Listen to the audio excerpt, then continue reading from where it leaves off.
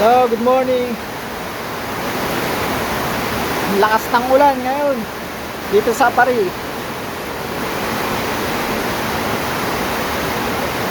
Kinancel na yung wala nang pasok.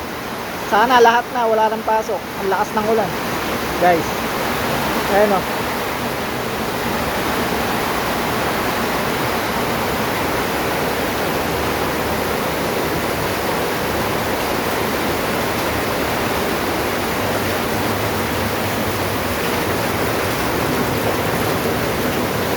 Baba na. Baha na po.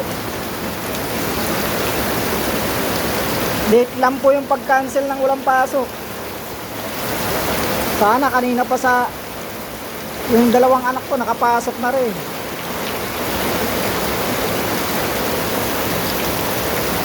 Lakas ng ulan.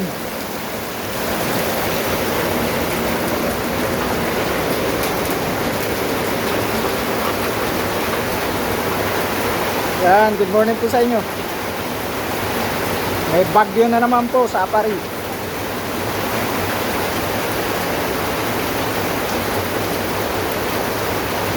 Yan, ingat po sa mga papasok. Ingat po sa mga papasok sa trabaho. Pero po yung dito sa Apari, wala nang pasok yung mga bata.